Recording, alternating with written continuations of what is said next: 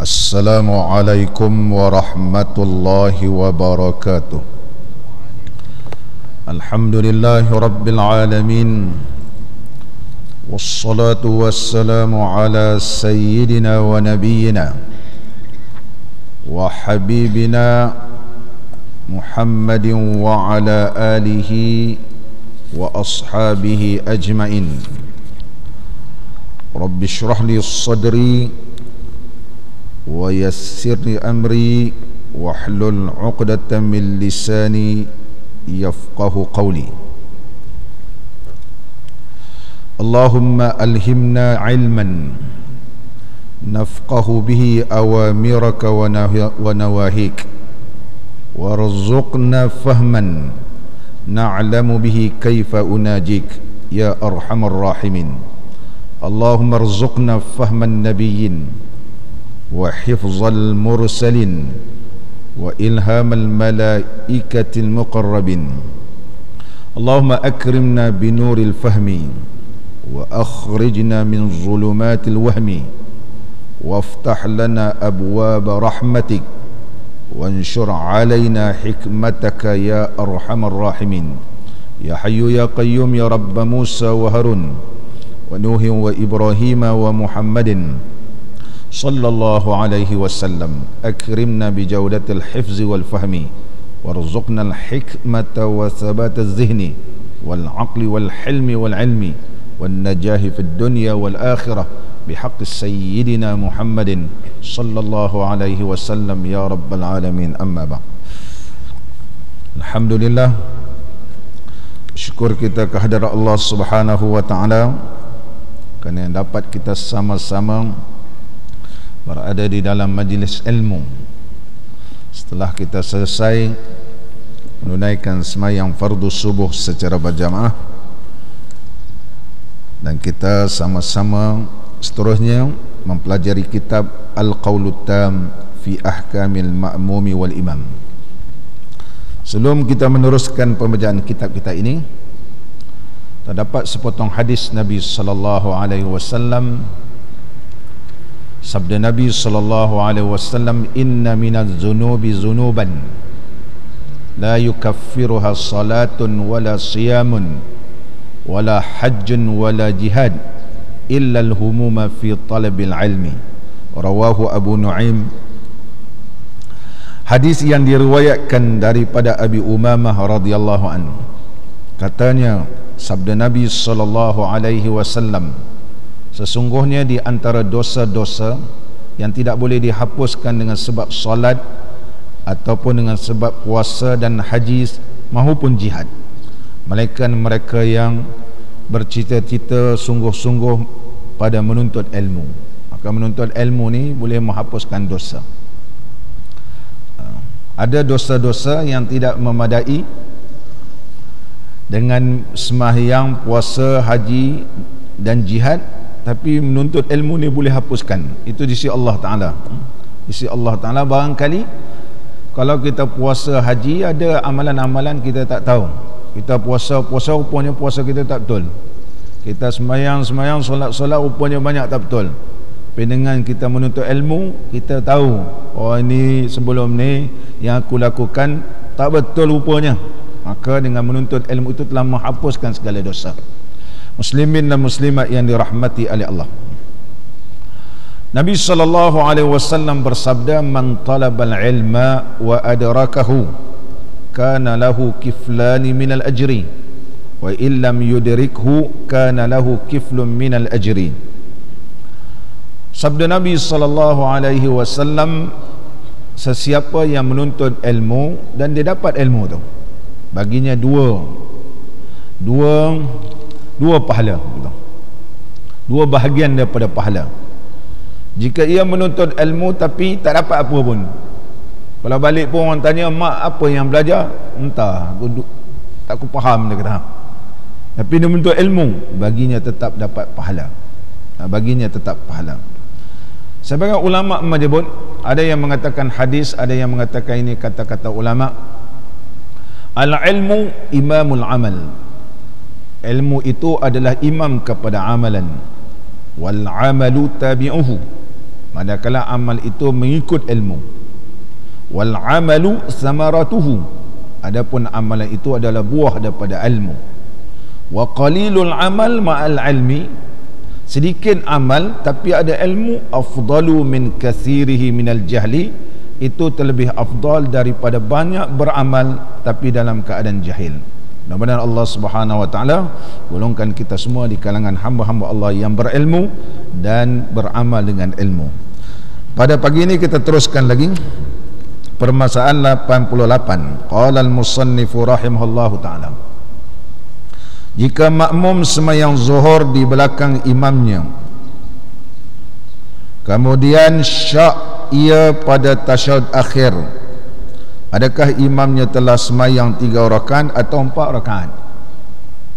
Makmum ni sembahyang pada zuhur belakang imam, waktu tasyahud akhir, imam tasyahud akhir, dia pun tasyahud akhir lah. Datang syak, dia kata tu imam ni 3 rakaat ke 4 rakaat, 3 rakaat 4 rakaat. Bukan tu imam yang syak, dia yang syak. Dia nak tegur subhanallah ke tak tegur subhanallah ni, dia datang syak. Macam mana? Dan adakah ia sayugia membaca tasbih untuk mengingatkan imam? Sebab dia yang syak, bukan imam syak. Dia nak baca, nak ingatkan imam subhanallah subhanallah ataupun macam mana? Diriwayatkan oleh Al-Imam Ruyani daripada bapanya bahawasanya diihtimalkan tidak kena tasbih. Al-Imam Ruyani rahimahullahu ta'ala, nama penuh beliau Abdul Wahid Ibnu Ismail Ibnu Ahmad, kunyah dia Abul Mahasin.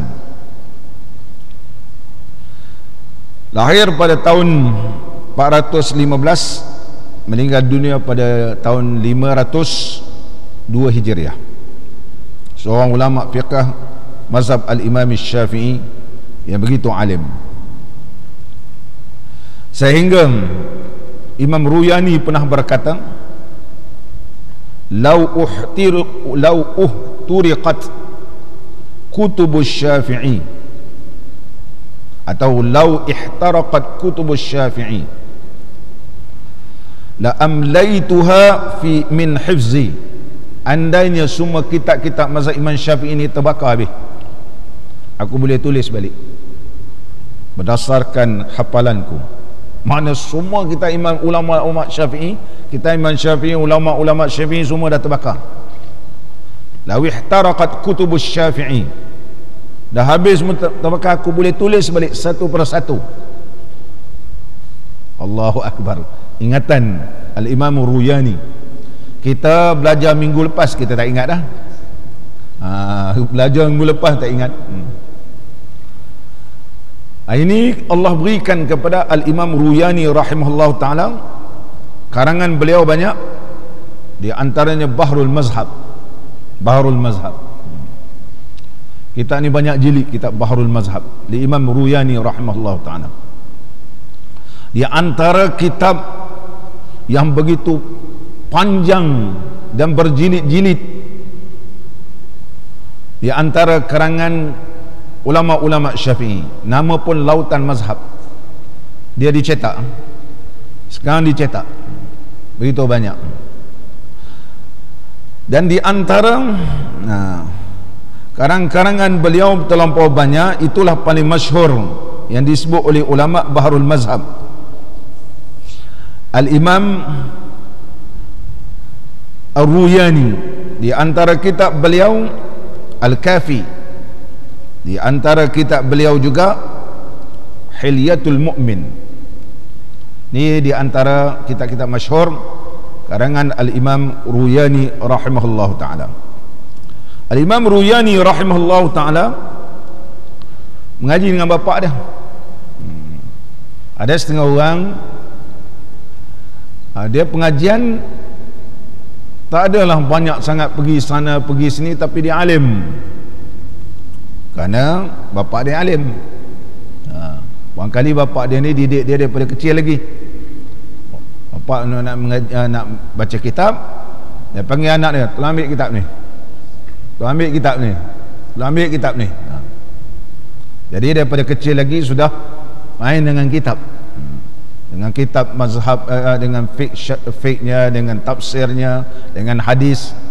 Maka walaupun dia tak banyak mengaji tempat lain, tapi dia jadi alim kerana bapa dia alim, sebab bapa dia tuan guru. Sebagaimana Al-Imam As-Sayuti, sehingga digelarkan dia Ibnul Kutub. Mak dia pun ketika mengandung, bapa dia suruh ambil kitab, ambil kitab, sakit-sakit beranak terus. Dia beranak di celah-celah kitab. Maka lahirlah Syekh Jalaluddin As-Sayuti. Syekh iaitu Al-Imam Jalaluddin As-Sayuti rahimahullahu ta'ala, dilahirkan di celah-celah kitab. Maka ulama gelar dia Ibnul Kutub, anak kitab. Oleh sebab itu Imam Sayuti ni, Allahu Akbar, kitabnya memang banyak. Nisbah pada ilmu dengan karangan macam tak sebanding, tapi kitabnya banyak. Sebab nak heran macam mana, waktu mengandung pun mak boleh cari kitab, ayah dia pun begitu, maka Allah anugerahkan. Begitu. Kalau kita ni sekarang ni jadi alim, tak ada lah kot, boleh cucu cicit kita orang alim, kita doa seperti mana ulama-ulama ni. Jadi Al-Imam Ruyani rahimahullahu ta'ala meriwayatkan daripada bapanya, bapa dia seorang yang alim. Diihtimalkan tidak kena tasbih. Dia kata tak payah tasbih. Sebab apa tak tasbih? Sebab imam yakin dia betul. Imam yakin dia betul. Yang syak ni ialah makmum. Macam mana seorang yang syak nak tegur orang depan yang yakin? Melainkan kalau makmum ni yakin. Makmum ni yakin, bukan dia seorang yang tegur, ramai lain yang tegur, subhanallah, subhanallah. Mana yakin? Imam tu tak cukup rakaat, sekarang dia seorang aja, dia tak yakin. Imam dalam keadaan tak cukup rakaat, dia kata, tapi imam yakin. Al-Imam Ruyani berpendapat, dia kata tak payah tasbih. Bukan imam yang ragu, kamu yang ragu. Sebab apa? Dia kata kerana zahirnya imam itu ia telah percaya bahawa ia telah semayang 4 rakaat. Itu hujah Imam Ruyani rahimahullah ta'ala. Dan sedangkan makmum tidak yakin. Ayat tadi pun dia syak, dan syak si makmum itu pada tasyahud akhir, mana makmum bukan yakin imam kurang rakaat. Sedangkan makmum tidak yakin, mana dia syak, tidak yakin ia kesalahan imam itu. Jadi kalau kita jadi makmum, kita pun belah bagi 3-4, tak payahlah tasbih, dia kata. Silat-silat tasbih pula, orang lain pula tegur subhanallah, imam pun pelik, subhanallah apa pula ni, rupanya subhanallah ni kata betul 4 rakaat. Tu imam pun pelik, subhanallah, orang ni pula subhanallah, mana satu? Jadi pening imam, sebab masing-masing dalam keadaan nak apa betul ni, nak apa betul ni, nak bercakap tak boleh bercakap. Jadi pendekatan yang pertama mengikut pandangan Al-Imam Ruyani rahimahullah ta'ala, tak payah tasbih, dia kata. Ini pandangan siapa? Al-Imam Ruyani, ulama yang alim dalam mazhab kita Imam Syafi'i, Baharul Mazhab kita. Kalau kita beli rak buku, ada kitab Baharul Mazhab ni, separuh dia je, separuh dia saja. Kitab Baharul Mazhab ni, nama pun Lautan Mazhab. Maka tidak patutlah makmum itu meragu-ragukannya. Dia kata tak perlulah makmum ni nak ragukan imam, kan terkejut imam orang, dan mengajukan pekerjaan dengan tasbihnya itu. Tak payahlah nak tasbih-tasbih kalau dia dalam keadaan tak yakin. Dan diihtimalkan kena tasbih. Ini pandangan kedua dalam mazhab kita. Mengaji fiqh mazhab Imam Syafi'i ini memang begitu. Ada yang kata begini, ada kata begini. Sebab pandangan kan, benda ni ijtihad. Jadi kalau kita mengaji kitab fiqh, tidak heran ada guru ni kata boleh, ada guru ni kata tak boleh. Yang penting kita tengok apa hujah dia. Tak boleh, ini dalil. Sebagaimana pandangan Imam Ruyani, dalilnya seorang makmum yang syak, dia sendiri syak, bukan dia yakin, sedangkan imam itu yakin. Maka kalau kita dari sudut kaedah fiqh, al-yaqinu la yuzalu bisyak, keyakinan tidak boleh dihilangkan dengan syak. Jadi keyakinan imam itu tidak boleh dihilangkan oleh syak, oleh makmum. Oleh sebab itu kekal yakin. Ini hujah siapa? Al-Imam Ruyani rahimahullah ta'ala. Pandangan yang kedua dalam mazhab kita Imam Syafi'i, dia kata teguh, kena teguh dia kena. Diihtimalkan kena tasbih, kena syak dalam sembahyang itu seperti yakin juga. Asyakku kal yakin, dia kata. Dia kata li anna syakka fi salati kal yakin. Ini kaedah fiqh yang digunakan pakai oleh pandangan yang kedua ni. Syak di dalam sembahyang itu seumpama yakin. Macam mana syak dengan yakin ni? Imam itu yakin, makmum itu syak. Jadi yakin dengan syak dalam bab solat berjemaah ini kategorinya sama. Kategorinya sama. Betul imam itu yakin, tapi makmum ni sebab dia jadi makmum, maka makmum boleh tegur imam.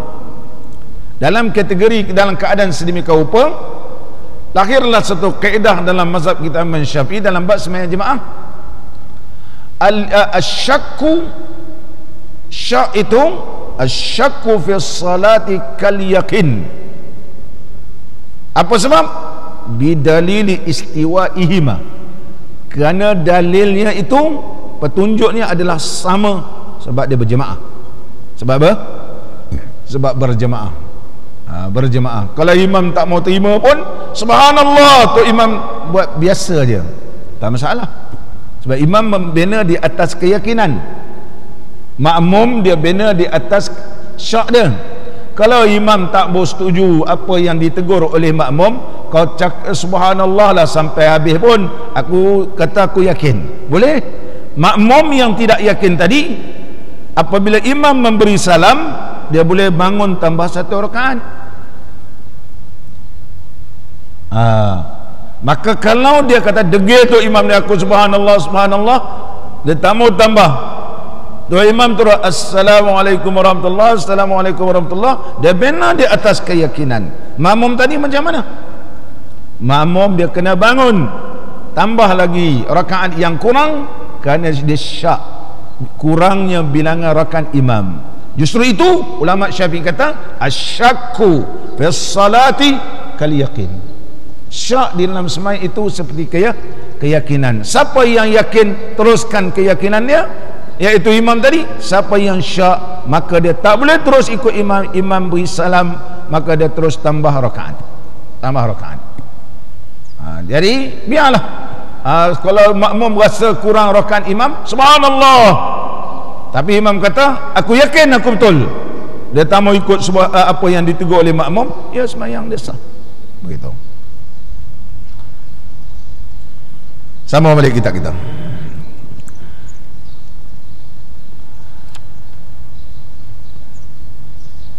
Dan diiktimalkan kena tasbih kerana syak dalam sembahyang itu seperti yakin, jua dengan dalil sama kedua-duanya. Dua-dua mana? Iaitu imam itu yakin, imam itu syak. Pada hak dirinya, diri si imam itu yakin, diri si makmum itu syak. Begitu. Dan seperti mana tiada lazim imam itu beramal ia atas syak makmum itu. Tak semestinya nak ikut imam ini. Kalau makmum tegur, tak semesti dia kena ikut, tak semesti dia kata. Dan tidak lazim juga menurunkan keyakinan dia. Disebabkan makmum tegur, dia jadi syak pula, dia jadi turun keyakinan. Sebenarnya dia yakin, betul ke? Betul ke? Dia dah yakin dah betul, tiba-tiba orang tegur ni, dia turunkan keyakinan dia kepada syak. Tak perlu, dia kata. Kalau yakin, yakin terus. Dan jika dengan segera makmum mufaraqah dirinya dengan imam itu. Ibu makmum ni subhanallah, subhanallah, subhanallah, dia tegur, imam dia terus dengan pendirian dia. Makmum pun ambil pendekatan, aku tak mau ikut imam ni. Dia mufaraqah. Macam mana cara mufaraqah?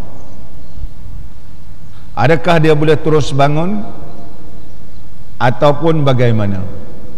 Kita tengok kaedah dia, kaedah dalam mazhab kita. Dan jika dengan segera makmum bermufaraqah, mana pisah dengan imam, jika segera makmum mufaraqah diri dengan imam, maka wajiblah ia sempurnakan semayangnya 4 rakaat dan sujud sahwi. Dia pun tambah 1 rakaat. Imam assalamualaikum warahmatullahi, assalamualaikum warahmatullahi, contohnya, dia pun terus naik. Ataupun imam duduk tasyahud, dia tamu ikut subhanallah, imam terus juga tasyahud, dia pun bangun. Mesti niat mufaraqah, mesti niat mufaraqah. Kalau dia tidak niat mufaraqah, maka dia seperti dalam semayang, dia masih lagi seperti menjadi makmum bila dia menyalahi rukun yang panjang dengan imam, boleh batas semayang nanti. Sebab dia bangun ni, dia berlaku banyak rukun, dia bangun pula berdiri dan seterusnya, ada i'tidal, ada rukun, semayang batal dia semayang dia. Maka kalau dia bangun dengan sengaja tanpa berniat mufaraqah, batal semayang. Kena niat mufaraqah, dia pun tambah rakaat. Bila dia tambah 1 rakaat, sebelum dia beri salam, nanti makmum ni sunat sujud sahwi. Jadi kita pun tertanya-tanya, kenapa pula makmum ni sujud sahwi? Kenapa makmum sujud sahwi? Sedangkan makmum ini dia tegur imam sebab dia rasa imam tu yang syak, kurang rakaat. Tiba-tiba bila dia tambah pula 1 rakaat, dia sujud sahwi pula. Apa alasan ulama? Sujud sahwi juga, walaupun dia sebenarnya menegur imam, imam tu kurang rakaat, dia pun mufaraqah dan tambah 1 rakaat. Lepas selepas dia naik 1 rakaat, dia pun tambah rakaat ni sampailah tasyahud akhir. Sebelum beri salam, dia sujud sahwi. Sebab apa sunat sujud sahwi? Apa jawapannya? Jawapannya dia kata, walaupun syaknya itu di belakang imamnya dan sujudnya itu kena menambah rakaat yang diwahamkan, itu hujah dia. Kerana dia tambah 1 rakaat itu, dia yang waham, sangka imam kurang rakaat. Kerana dia sangka imam kurang rakaat, perbuatan dia menambah 1 rakaat itu, itulah sebab dia kena sujud sahwi. Sunat dia sujud sahwi. Hukum asal, hukum asal, kalau makmum itu terlupa dan syak, ataupun makmum ini kalau dia syak di dalam semayang, bacaan dalam semayang, kemudian dekat penghujung dia yakin balik, syak yang berlaku ketika mana menjadi makmum, tak sunat sujud sahwi, tak sunat sujud sahwi, sebab ditangguh oleh imam. Berbeza dalam keadaan ini, sebab apa sujud sahwi juga? Sebab dia tambah 1 rakaat dalam keadaan dia itu waham, sangka imam kurang rakaat. Itu sebab dia sunat sujud sahwi, ya. Kalau ditanya kenapa tambah? Kerana menambah kenapa sujud sahwi? Kerana menambah rakaat yang diwahamkan, disangkakannya semasa ia semayang seorang diri. Waktu dia semayang seorang diri tambah 1 rakaat tadi. Itulah punca, itulah sebab ulama Syafi'i kata sunat sujud sahwi. Bukanlah semata-mata kerana syak itu, bukan semata-mata syak imam itu kurang rakaat, tetapi kerana dia tambah 1 rakaat. Perbuatan ditambah. Dan pendapat yang tersebut mengikut apa yang dinakalkan di dalam kitab Raudah, kitab Raudatul Talibin li Imamin Nawawi. Imam Nawawi kitabnya yang bernama Raudatul Talibin, taman-taman tanaman-taman orang-orang yang menuntut ilmu. Kitab ni ada 8 jilid, ada 8 jilid. Raudatul Talibin. Raudatul Talibin ni detail pembahasan. Saya bagi contohan. Contohnya, ada seorang miskin ni, dia berhutang. Orang ni susah berhutang dengan kita kan. Seorang yang susah dia berhutang dengan kita. Kemudian kita nak mengelat. Kita nak mengelat. Kita pun kata, hutang kau tu tak payah bayarlah, aku kira zakat aku. Aku kira zakat aku. Jadi tak payahlah hutang kau tu, kira aku bayar zakat dengan kau. Sebab dia susah.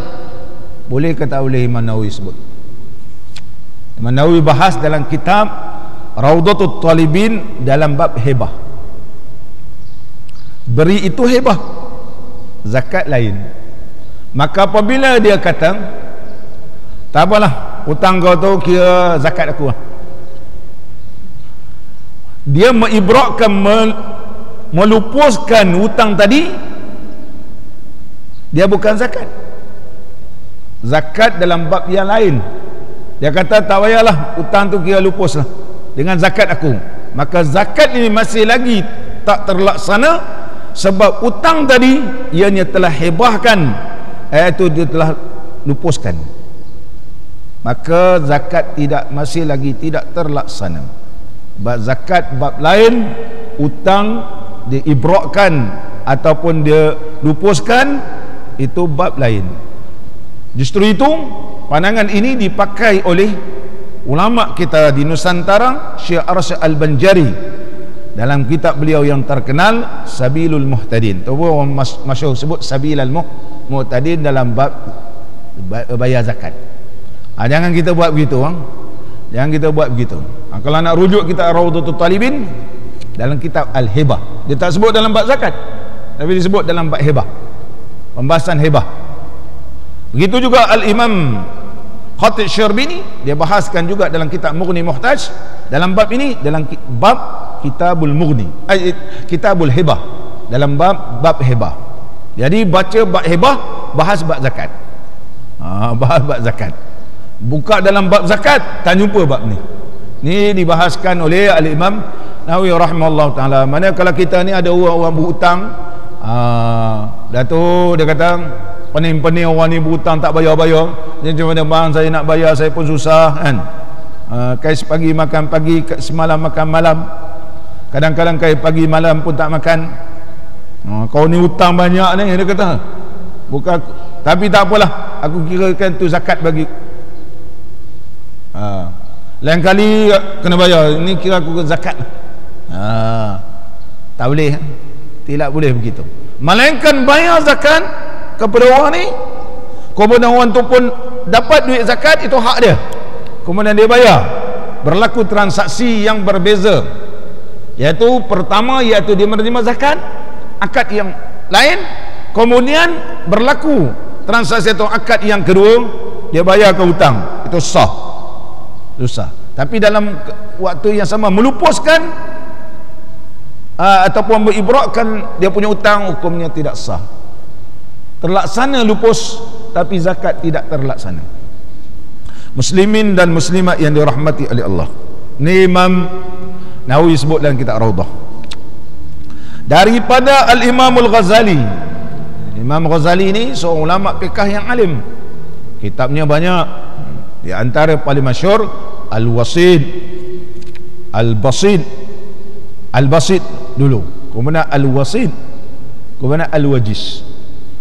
Imam Ghazali mengambil ilmu daripada tok guru dia, Abdul Malik Al-Juwaini. ataupun terkenal Imamul Haramain. Imamul Haramain mengambil pada gurunya Al-Imam Buwaiti.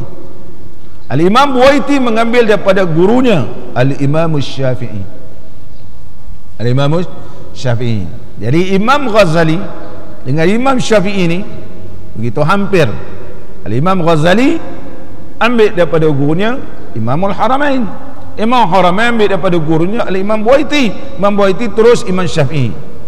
Oleh sebab itu pandangan Imam Ghazali berkaitan tentang fiqh Syafi'i ini, ia lebih diyakini walaupun fatwa Imam Ghazali yang telah dibukukan berlainan sedikit dengan pandangan Imam Syafi'i. Itu biasa. Setelah Imam Ghazali perubahan masa dan keadaan, Imam Ghazali ada beberapa pandangan dia tak sama dengan Imam Syafi'i, tetapi dia tetap mazhab Imam Syafi'i. Dan kitab fatwa Imam Ghazali ini telah dibukukan. Muslimin dan muslimat yang dirahmati oleh Allah, tak ada orang terjemah lagi fatwa Imam Ghazali berbeza dengan Imam Syafi'i, hampir dekat 70 permasalahan.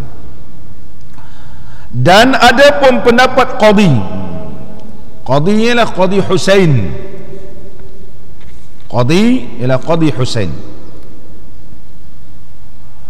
Qadi Husain rahimahullahu ta'ala, gelaran dia ialah Abu Ali Al-Qadi Al-Marwazi. Qadi Husain rahimahullahu ta'ala adalah beraliran mazhab Syafi'i, iaitu Marawizah namanya, golongan-golongan Khurasaniyun. Dia ada dua, satu Baghdadiyun, satu Khurasaniyun dalam mazhab kita ni. Khurasaniyun ini nama dia Marawizah, Al-Imamul Marwazi. Al-Imamul Marwazi ni Syafi'i, tapi dia cenderung kepada di Khurasan. Pandangan dia menjangkau mana pada zaman tu tak ada masalah tu, tapi mereka ni telah fikir kalau berlaku masalah ni zaman-zaman sekian, dinamakan fardu takdir namanya, fardi namanya, iaitu ditakdirkan ataupun kita kata kalau berlaku gini-gini. Itu kelebihan kalau kita baca kitab Marawizah ni, Al-Imamul Marwazi, ulama-ulama dia. Macam berlaku zaman sekarang ni, kita tengok dalam kitab-kitab Imam Nawawi tak jumpa. Sebab Imam Nawawi ni dia pegang ada dalil Quran hadis gitu, dia dalil. Tapi golongan Khurasaniyun ataupun Marawizah ni kadang-kadang benda-benda yang tak pernah berlaku zaman sekarang. Justru itu dalam membaca kitab mazhab Imam Syafi'i kena gabung dua. Satu kitab yang mana ini Khurasaniyun, mazhab Imam Syafi'i juga. Banyak perkara-perkara zaman sekarang ini tak pernah berlaku zaman kita kanak-kanak dulu. Zaman kita dewasa dulu tak ada, dah tua-tua ni ada macam-macam masalah. Tak perlu kita tengok mazhab lain, cukup kita rujuk dalam mazhab Imam Syafi'i. Sekiranya tidak ada dalam pandangan ulama Baghdadiyun ini, maka kita rujuk ulama Khurasaniyun, tetap mazhab Imam Syafi'i. Di antara ulamanya yang terkenal Al-Imam Qadi Husain rahimahullah ta'ala, ini adalah Khurasaniyun. Muslimin dan muslimat yang dirahmati oleh Allah. Adapun pendapat Qadi, mana Qadi Husain, kalau baca dalam kitab fiqh jumpa Qadi itu Qadi Husain, ia tidak dikenakan sujud sawi. Dia lain daripada Imam Nawawi tadi. Imam Nawawi dalam kitab Raudhah berbeza dengan pandangan ulama-ulama sebelum tadi. Syekh Qadi Husain kata, kenapa pula kena sujud sawi? Kenapa pula nak sujud sawi? Dia kata, kalau makmum ni dah tegur-tegur imam tak mau ikut, dia pun yakin bahawa imam ni yang tak betul, dia yakin bahawa kurang rakaat, itu sebab dia bangun, dia tambah satu rakaat, tak payahlah sujud sawi. Imam Qadhi Husain kata, kalau dia bangun makmum tambah lagi 1 rakaat dan kemudian dia sempurnakan, tak perlu sujud sahwi, kerana sebabnya ialah syak, dan syak itu berlaku semasa mengikut imam. Dia kata syak di dalam keadaan menjadi makmum tak sunat sujud sahwi. Pandangan yang pertama tadi memang betul lah syak waktu dia jadi makmum tak sujud sahwi, tapi kerana dia tambah 1 rakaat itulah diwahamkan kurang rakaat, tu sebab sujud sahwi. Lain tak? Pandangan Qadhi Husain kata, kalau makmum syak ketika jadi makmum tak perlu sujud sahwi, tak sunat, ditanggung oleh imam. Jadi dia tambahlah rakaat 1 rakaat, tak payahlah sujud sahwi. Pandangan pertama tadi betul syak dalam makmum ketika jadi makmum dalam semayang memanglah tak sunat sujud sahwi, tapi kerana dia tambah 1 rakaat itu, dia waham bahawa imam kurang rakaat, tu sebab sujud sahwi. Ini bercambahnya pandangan ulama. Nampak? Ini sama-sama ulama, apatah lagi sama-sama kita. Kalau sama-sama kita beza pandangan, tu perkara biasa. Yang penting ada dalil, ada kitab. Tak perlu kita nak pertahankan pandangan kita, kita tak suka gaduh dan sebagainya, tak perlu. Sebab ini fiqh nama dia. Fiqh ni kita tengok keadaan semasa. Nah begitu. Sama balik kita. Imam memberi salam dalam rakaat yang kedua pada semayang asar dan maghrib. Ini satu lagi. Imam ketika semayang fardu asar, rakaat kedua dah beri salam, ataupun semayang fardu maghrib, rakaat kedua dia beri salam.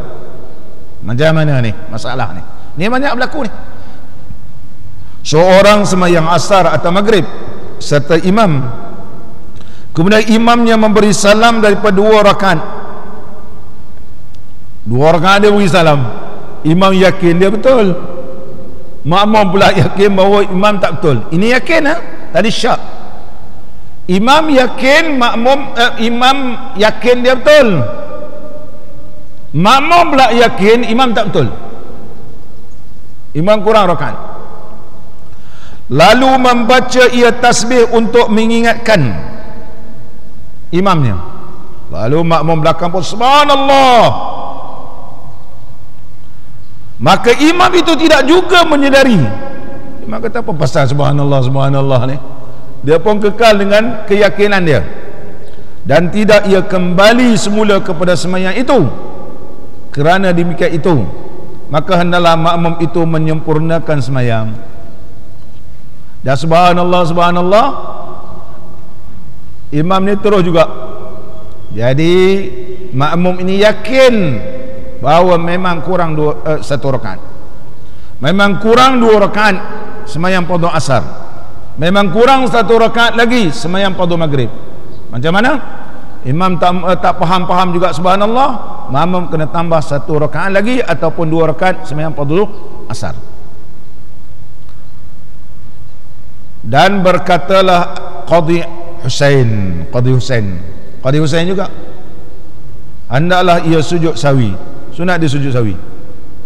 Tadi tak sujud sahwi, ini sujud sahwi. Tadi lain, ini memang dia yakin. Tadi tak sujud sahwi, ini sujud sahwi. Apa sebab? Hendaklah ia sujud sahwi. Dan jika ia syak tentang salah imam, adakah dengan lupa atau sengaja? Situ pula dia punya timbangan. Imam ini dia syak ke atau dia terlupa? Dia ada 2 masalah sini.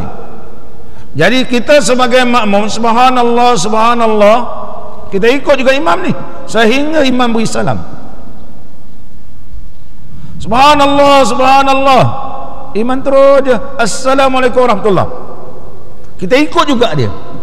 Jadi kita di belakang ni, imam ni lupa ke, imam ni memang sengaja tinggal? Macam mana? Maka hendaklah ditanggung bahawa imam itu lupa, dan mestilah sujud sahwi. Mana sunat sujud sahwi, sebab dia kata betul imam ni lupa. Bila dia lupa, lupa, maka sujud sawi. Sepatutnya sujud sawi. Jadi kita tunggu juga imam dalam keadaan sampai imam beri salam, kita sebagai makmum terpaksa tanggung benda itu. Dianggap ditanggung bahawa imam itu terlupa, bukan imam itu syak. Sunat juga kita sujud sawi. Kata siapa? Syekh Qadi Husain, walau ada pandangan lain. Dan ketahuilah jika makmum itu tahu bahawa imamnya memberi salam kerana ia lupa dan bangun makmum itu mengiringi salam imamnya, nescaya batallah semayangnya. Kalau dia tahu imam tu memang betul lupa,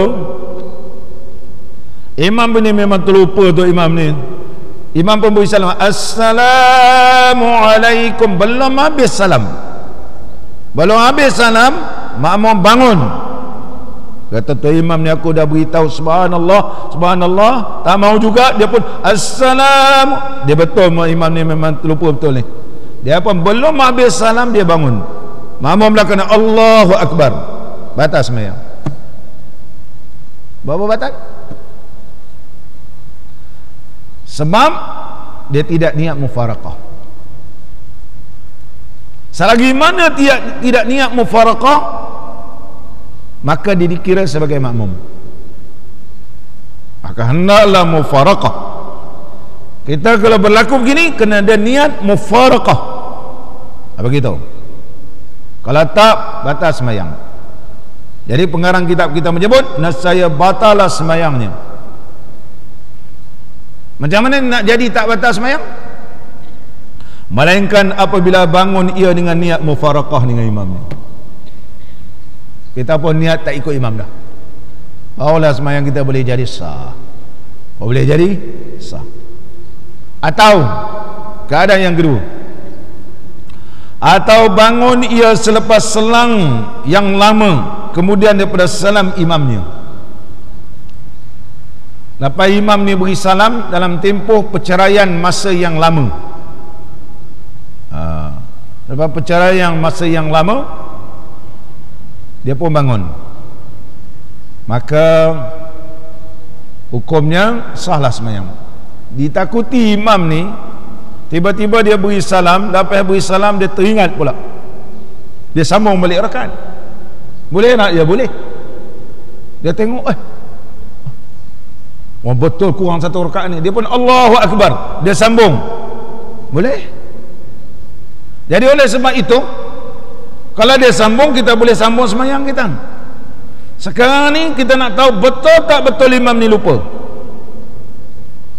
Lepas dia beri salam dalam tempoh masa yang lama sedikit, lebih daripada kadar subhanallah ini, tengok betul tak berubah-ubah juga tu imam ni, barulah kita sebagai makmum bangun menyempurna rakaat yang kurang, sembahyang kita sah. Ada dua keadaan, sama ada yang pertama kita berniat tak mau ikut imam, yang kedua kita tunggu imam ni betul-betul, ternyata dia ni betul lupa, kita pun sempurnakan rakaat yang baki itu, sembahyang kita sah, tidak batal, tidak batal. Sama balik kita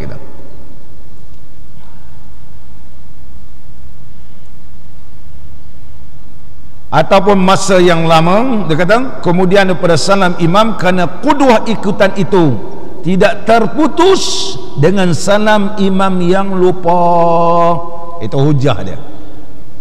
Kenapa boleh batal? Kerana imam kalau beri salam dalam keadaan terlupa, hubungan makmum dengan imam masih lagi tidak terputus, kecuali berniat mufaraqah ataupun tempoh masa yang lama selepas memberi salam. Bahkan terputus salamnya apabila berlaku pada tempatnya.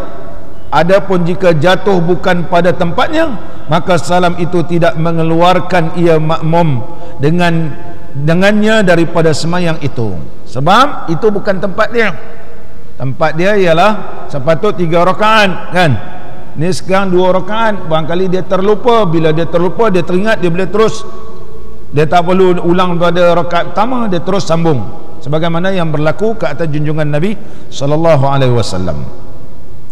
Itu sebabnya dia kena.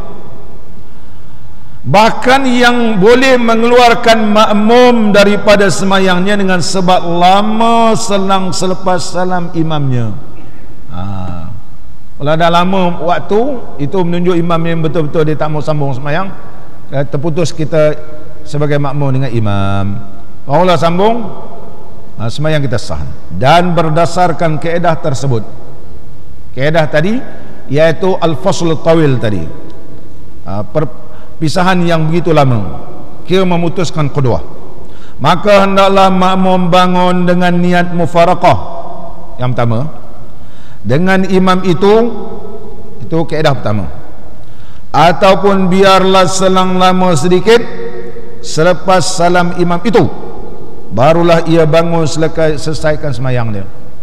Itulah kita kalau jadi makmum belakang imam, kalau kita nak tambah rakaat kita yang kurang, biar imam ni beri salam yang kedua, mesti biar imam salam kedua. Bila imam salam kedua ni betul-betul dah tak ada hubungan. Ini pandangan Syekh Ibn Hajar. Assalamualaikum warahmatullah, tu imam masih semayang lagi tu, sebab dia nak beri salam yang kedua. Salam yang kedua adalah sunat. Jadi imam semayang lagi lah, ya semayang lagi, tak habis lagi imam. Hubungan kita dengan imam masih ada lagi, Oleh sebab itu tunggu imam salam yang kedua. Ini dalam fiqh mazhab Imam Syafi'i, bahawa betul kita tak ada hubungan dengan imam dah, tak payah niat mufaraqah apa semua, memang dah tak ada hubungan dengan imam. Habis imam salam yang kedua, betul selesai imam beri salam, kita pun tambah rakaat yang kurang. Kalau imam baru salam assalamualaikum, makmum ni bangun nak tambah rakaat yang kurang, tak ada niat mufaraqah, batal semayangnya. Bayi imam belum habis semayang. Ini perlu diingatkan, dia kena tertib dalam semayangnya. Makmum mendapati imam setelah selesai mengerjakan sebahagian daripada semayang. Jika seorang makmum mendapati imam yang telah mengerjakan sebahagian daripada semayang, maka terus mengangkat takbiratul ihram. Ada seorang makmum ni, dia datang masjid. Bila dia datang masjid, dia tengok imam dah rakaat kedua, dia pun takbiratul ihram, dia buat satu rakaat dulu, macam style budak-budak kan. Dah habis satu rakaat, Dato' sama dengan imam rakaat kedua, Dato' dia pun niat menjadi makmum. Boleh ke tak boleh? Boleh ke tak boleh? Muslimin dan muslimat yang dirahmati oleh Allah Subhanahu wa ta'ala,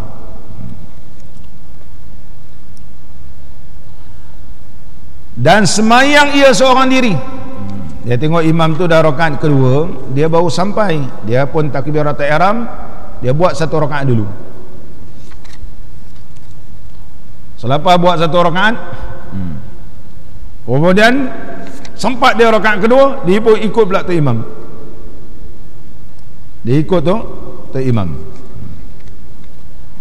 Dan semayang seorang diri dengan segera menghabiskan bahagian-bahagian semayang yang telah didahulukan dengan dia oleh imam itu, sehingga ia mendapat imamnya. Dapat dia. Ni macam budak-budak yang lalu kita tengok. Bukan kira budak-budak, orang tua-tua pun ada. Maka berniat ia masuk serta dengan imam. Dia pun niat pula berjemaah dengan imam, dan terus menyempurnakan semayangnya serta imam, maka haruslah hukumnya mengikut pendapat qaul yang azhar, mengikut pandangan qaul azhar, iaitu pandangan Imam Syafi'i. Qaul azhar ni ialah Imam Syafi'i, qaul azhar. Lawan qaul azhar ni ialah zahir. Lawannya adalah zahir. Jadi qaul azhar, bila sebut azhar ni dalam mazhab Imam Syafi'i, dia ada 4. Pertama, khilafiyah. Masalah ni ada khilaf. Bila jumpa azhar ni mesti ada khilaf. Ada kata sah, ada kata tak sah ni. Yang pertama ni kata sah, boleh, dia ada hujah juga. Pandangan yang kedua muqabil, dia kata tak sah, pun ada hujah. Dan mesti ada yang paling rajih. Ada khilaf, ada rajih. Khilaf ni khilaf dari sudut mana? Khilaf dari sudut qaulul Imam Syafi'i, iaitu pandangan Imam Syafi'i itu. Daripada pandangan Imam Syafi'i ini berlaku khilaf. Dikaji ada 2. Maka di antara qaul ni mesti ada yang kuat, mesti ada yang dipegang. Mengikut qaul azhar bahawa sembahyang ni sah, dia kata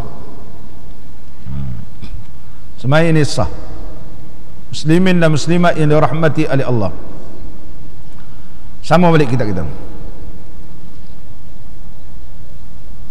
Dan mengikut pendapat yang afdal bahawa bertakbiratul ihram ia bersama imam, dan sempurnakan mana-mana bahagian yang luput itu selepas salat imam dia. Yang terbaik iaitu ikut imam lah. Nanti kalau kurang, tambah rakaat. Berdasarkan hadis Nabi sallallahu alaihi wasallam, "Idza adraktum fasallu wa ma fatakum fa atimmu." Satu riwayat faqdu. Apa yang kamu dapat bersama imam, ikutlah. Kalau yang kurang itu nanti imam dah beri salam, tambahkan lagi rakaat yang kurang. Hadis riwayat Imam Bukhari. Itu terlebih afdal. Kalau ada yang begini, dia kata sah juga. Memang betul qaul azhar al-Imam Syafi'i, disebut dalam kitab-kitab mazhab Imam Syafi'i. Apa hujah? Cuba kita tengok. Kerana para sahabat radhiyallahu anhum adalah mereka itu apabila didahului oleh imam dengan sebahagiannya sembahyang, mereka itu bertakbirah ihram dengan sendirinya. Sebab perbuatan sahabat Nabi sallallahu alaihi wasallam sebelum ditunjukkan oleh Sayyidina Muaz, mana yang terlebih baik. Para sahabat ni ada yang terlambat. Bila dia terlambat, imam dah rakaat lain, dia pun takbirat ihram, kejar, udah cukup. Contoh imam rakaat ketiga, dia dah cukup rakaat kedua tadi, naik rakaat ketiga, berniat jadi makmum. Berniat jadi makmum. Sama beri salam dengan imam. Itu dah menjadi biasa dengan para sahabat. Tiba-tiba datang Sayyidina Muaz radhiyallahu an menyalahi perbuatan sahabat-sahabat yang lain ni. Cuba tengok ulang kita. Dan semayanglah mereka bahagian-bahagian yang luput daripada mereka, dan apabila mereka mendapati imam terus, mereka berniat masuk berjemaah sertanya, sehingga datanglah Sayyidina Muaz Ibnu Jabal radhiyallahu an berjemaah dengan Nabi sallallahu alaihi wasallam. Maka mendapati Nabi sallallahu alaihi wasallam mendahuluinya dengan sebahagian semayang, maka bertakbiratul ihram ia serta Nabi sallallahu alaihi wasallam. Dan apabila Nabi sallallahu alaihi wasallam memberi salam, bangunlah Sayyidina Muaz radhiyallahu anhu menyempurnakan segala bahagian yang ia luput itu. Sayyidina Muaz radhiyallahu anhu satu hari semayang dengan Nabi sallallahu alaihi wasallam, mana tertinggal rakaat. Mana Nabi sallallahu alaihi wasallam dah semayang dah.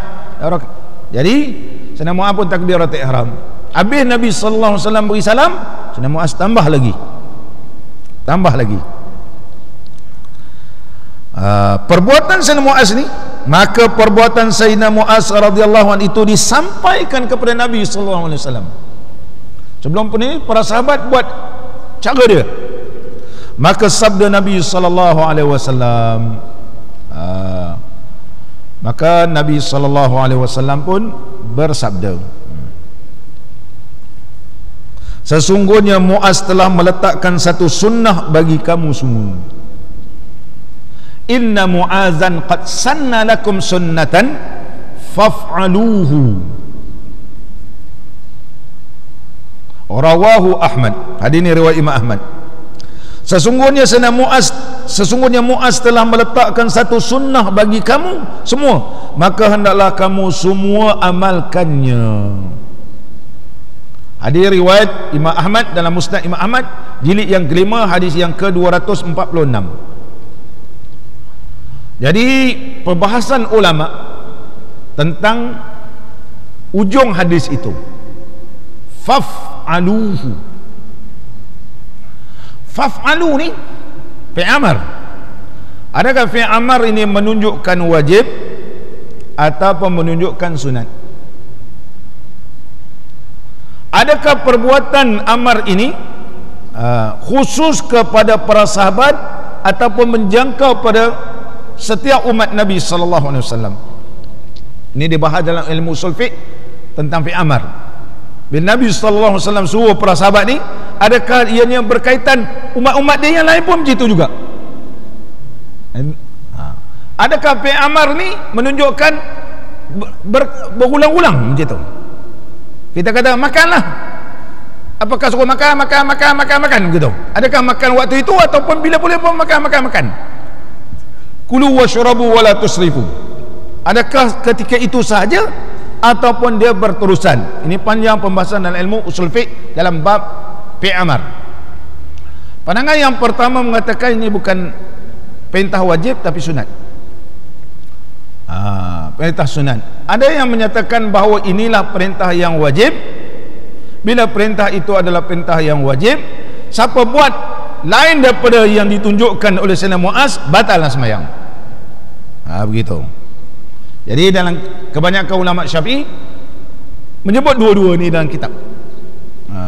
Imam Nawawi sebut dua-dua ni.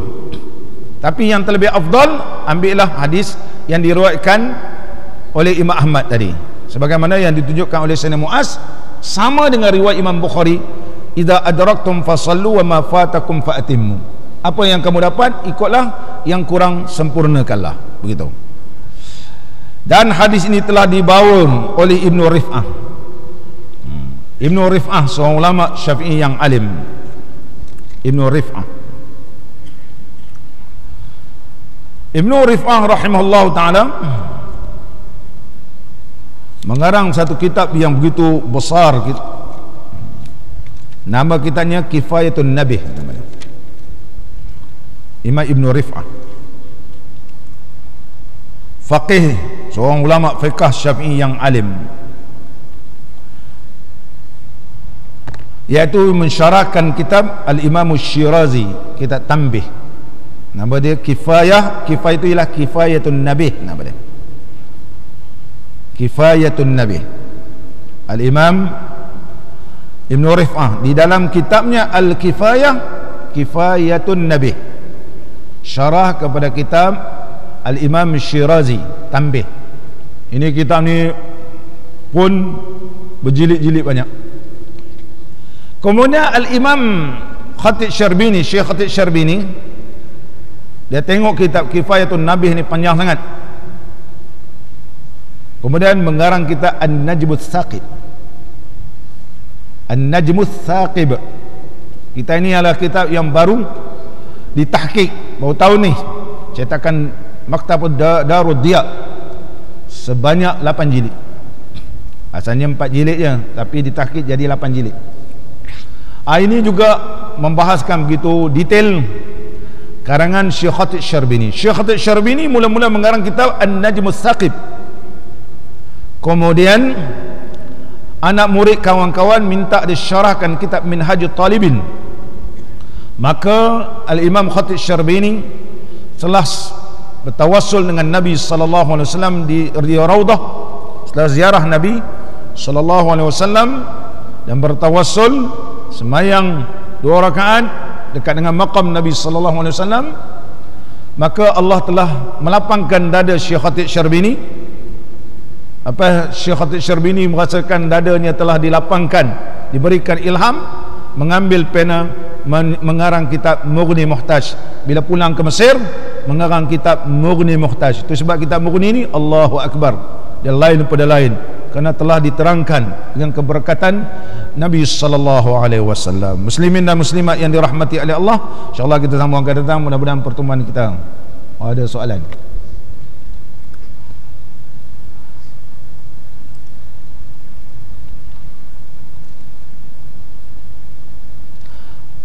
Soalan kita, bolehkah sujud untuk sujud sahwi itu dilakukan sekali sahaja, dan apakah bacaan afdal untuk dibaca?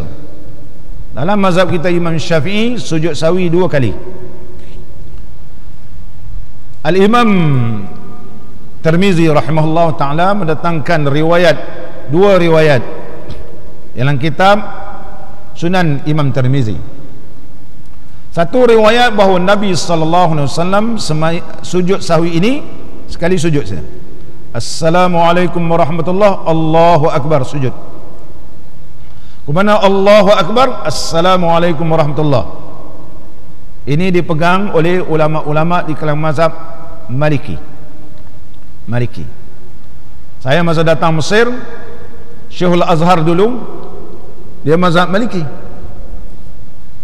Dr. Said Tontawi, Allah yarhamuh, dan sempat menjadi mufti dan Syekhul Azhar. Jadi bila semayang isyak dengan dia, tiba-tiba makmum tegur dia, subhanallah, memang tu dia terlupa. Kemudian dia turun duduk tasyahud awal, sebelum beri salam dia assalamualaikum warahmatullahi, Allahu Akbar, dia pun sujud. Dia Allahu Akbar, assalamualaikum warahmatullahi.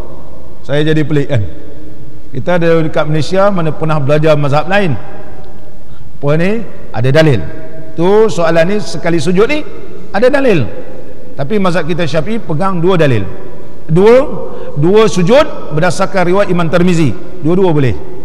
Tapi kalau nak pakai mazhab yang lain, kena tahulah dalilnya. Tak payahlah pakai mazhab lain, pakai mazhab kita Syafi'i berdasarkan hadis Zulyadain. Hadis Zulyadain, kisah Zulyadain yang tegur Nabi SAW, adakah semai ini dikasar ataupun lupa? Maka Nabi SAW sambung balik solat dan sujud 2 kali sujud. 2 kali sujud sebelum memberi salam. Allahu Akbar, kemudian 2 antara dusun, Allahu Akbar, sujud kali kedua, barulah Nabi SAW memberi salam pertama dan salam kedua. Ini hadis riwayat Imam Bukhari. Itulah yang dipakai oleh mazhab kita Al-Imam Syafi'i. Al-Imam Syafi'i. Apakah bacaan di dalam sujud sahwi? Bacaan dalam sujud sahwi tidak ada ditentukan. Tidak ada ditentukan. Dan Nabi SAW tidak mengajar bacaan dalam sujud sahwi. Pandangan pertama menyatakan bacalah Subhana Rabbil A'la. Pandangan yang kedua dalam menyatakan bahawa yang sesuai kita ni baca, sebab dalam sujud ni berdoalah kamu dalam sujud. Berdasarkan hadis Nabi SAW, aqrabu ma yakunul abdu ilallah wa huwa sajid fa aksirud doa. Sehampir-hampir hamba Allah kepada Allah waktu sujud, maka berdoalah, perbanyakkanlah doa, perbanyakkanlah doa ketika sujud. Jadi bolehlah berdoa waktu sujud. Jadi ulama kita mazhab Imam Syafi'i susunkan, kalaulah ianya dalam keadaan terlupa, dalam keadaan terlupa, kita berdoalah baca subhana man la yanamu wa la yashu. Ini ijtihad ulama, tak ada hadis.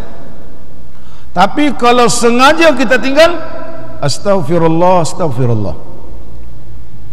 Contohnya sengaja kita tinggal baca doa kunut,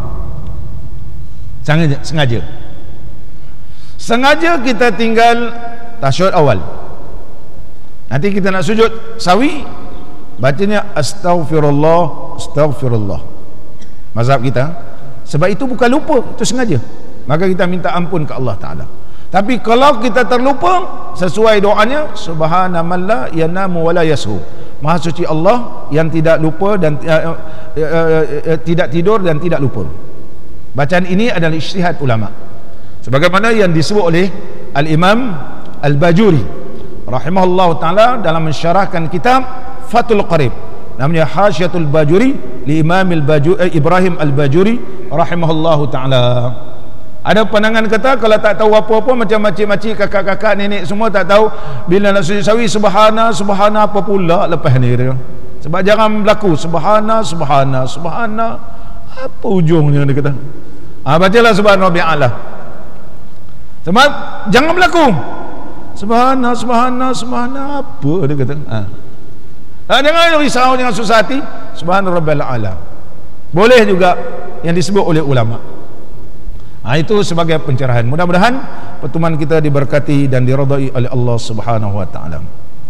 Ilahi najjini min kulli dhaiqin bijahil Mustafa khairil jami'i. Ilahi najjini min kulli dhaiqin bijahil Mustafa khairil jami'i. Wahab li fi madinatihi qararan wa rizqan thumma dafnan bil baqi'i. Ilahi najjini min kulli dhaiqin bijahil Mustafa khairil jami'i. Wa khatimatan imanin wa sitran jamilan bil mujibi wa bis sami'i. Ilahi najjini min kulli dhaiqin bijahil Mustafa khairil jami'i. Wasukna Makkah zamanan wa tawran wa bitaibatan fi mujawarati syafi'i. Ilahi najjini min kulli dhaiqin bijahil Mustafa khairil jami'i. Salatullah daimatun alaihi ma'al ashab wal anir rafi'i. Ilahi najjini min kulli dhaiqin bijahil Mustafa khairil jami'i. Al-Fatiha.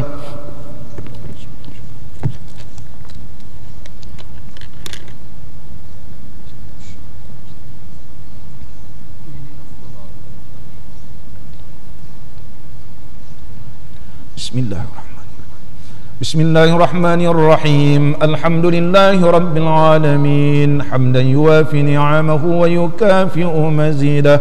Ya Rabbana lakal hamdu kama yanbaghi li jalali wajhikal karim wa azimi sultanik.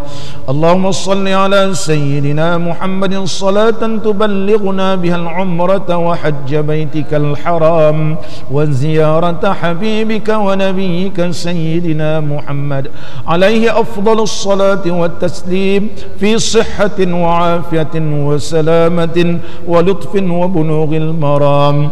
اللهم لا تمتنا حتى نرى باب السلام ونصلي خلف المقام إبراهيم عليه السلام ونشرب ماء الزمزم في مسجد الحرام ونزور حبيبك ونبيك سيدنا محمدا صلى الله عليه وسلم بيسر ولطف وبلوغ المرام.